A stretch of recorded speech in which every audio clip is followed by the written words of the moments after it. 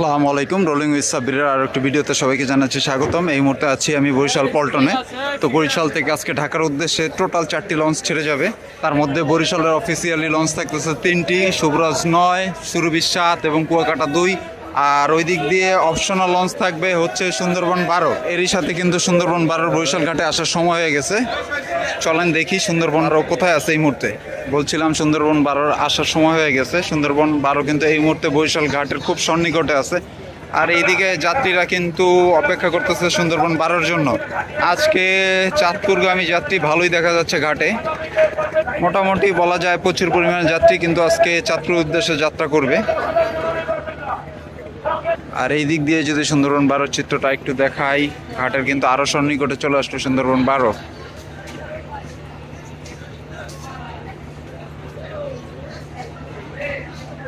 সুন্দরবন 12 কিন্তু একদম বরিশাল ঘাট বরাবর আছে, আর একটু বাকি আছে বরিশাল ঘাটে ঘাট দিতে।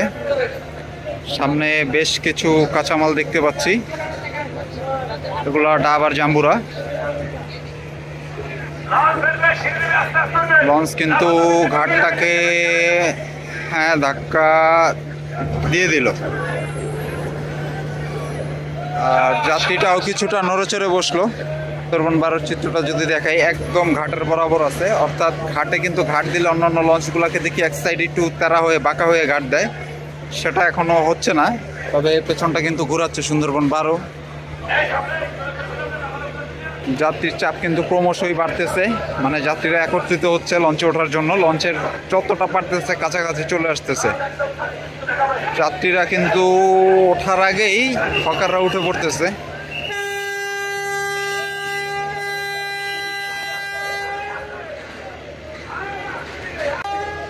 সিঁড়ি কিন্তু ঠিকভাবে দিতেও পারে না, তার আগেই মানুষরা এমনি উঠে যাচ্ছে। সিঁড়ি দেওয়ার জন্য আপ্রাণ চেষ্টা কিন্তু চলতেছে।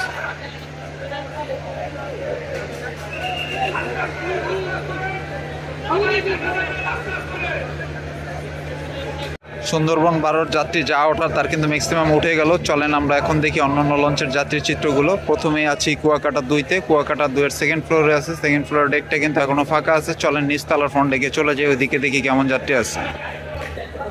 যাচ্ছি নিচতলার ফ্রন্ট ডেকে। সময় কিন্তু 8:02। একদম ফাঁকা বললেই চলে কুয়াকাটা 2। দেখতেই পাচ্ছেন কতিপয় সংখ্যা কিছু যাত্রী ছাড়া পুরো লঞ্চই খালি। ওই সাইডের দৃশ্যটাও কিন্তু সেম ফাঁকা আছে। চলেন চলে যাই দ্বিতীয় তলার ডেকে। দ্বিতীয় তলার ডেকটাও কিন্তু অনেকাংশেই ফাঁকা। সামনে কিছু যাত্রী আছে, তাছাড়া পেছনটা কিন্তু সম্পূর্ণ ফাঁকা।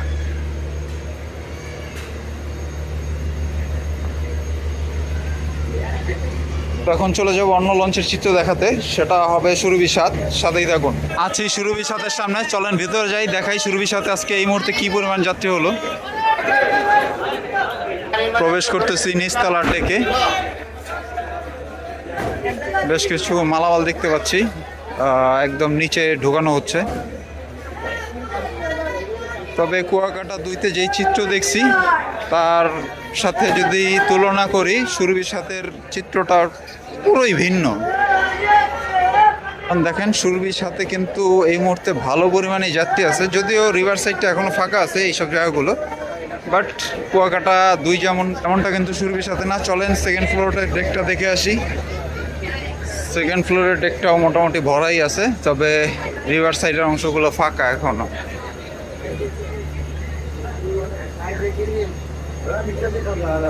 তো চলেন এখন শুভরাজ 9-তে চলে যাই, দেখি শুভরাজ 9-তে কেমন যাত্রী হলো আজকে। আছি শুভরাজ 9-এর একদম সামনেই। তো শুভরাজ 9 কার কার পছন্দের লঞ্চ, কার কার প্রিয় লঞ্চ, সেটা কিন্তু কমেন্টে জানিয়ে দিবেন। তো ভেতরে যাওয়া যাক, দেখি শুভরাজ 9-তে কি পরিমাণ যাত্রী হলো, কেমন যাত্রী হলো। ফার্স্টে নিচতলার ডেকটা দেখবো।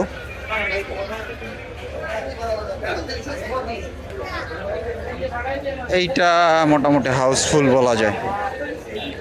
এর কারণ আছে, চকচকা ঝকঝকা এবং অনেকের পছন্দের একটি লঞ্চ কিন্তু শুভরাজ 9।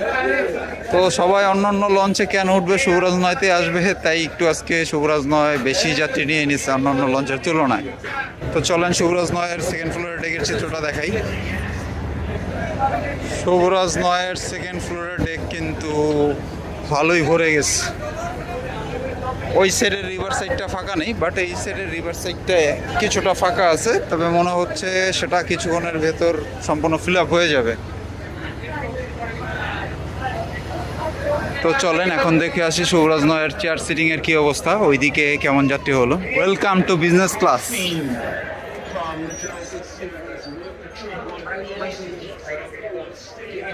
চেয়ারটা কিন্তু অনেকটাই ফাঁকা আছে, চেয়ারটা তুলনামূলক ওইভাবে ভরে নাই যতটা আমরা নিচে এবং সেকেন্ড ফ্লোরে ডেকে দেখছি। আর আজকে কিন্তু চেয়ারে নেওয়া হচ্ছে মাত্র 300 টাকা, সাথে পেয়ে যাবেন টিভি, এসির ব্যবস্থা আছে। মাত্র 300 টাকায় কিন্তু আপনি আজকে চেয়ারে করে ঢাকা যেতে পারতেছেন। এখন আজকে না, শুভরাজ নয় ম্যাক্সিমাম টাইমই 300 টাকাই রাখে চেয়ারের জন্য।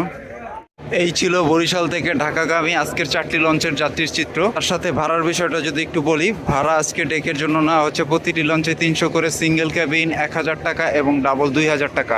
তবে কুয়াকাটা 2-তে ডাবল এবং সিঙ্গেল ক্যাবিনগুলো বার্গেটিং করে নিলে কমে পাওয়া যাবে আই থিঙ্ক। আচ্ছা, সব তো হলো, আর বাকি রইল কি বাইক আজকে 300 টাকায় ঢাকা নেওয়া হচ্ছে। এই ছিল যাত্রী এবং ভাড়ার আপডেট। তো পরবর্তী ভিডিও হবে লঞ্চ ছাড়া দৃশ্য, দেখতে সাথেই থাকুন রোলিং উইথ সাবির। এবং চ্যানেলটি যদি আপনার কাছে এসে থাকে অবশ্যই সাবস্ক্রাইব করে দিন এবং বেল আইকনটি বাজিয়ে দিন।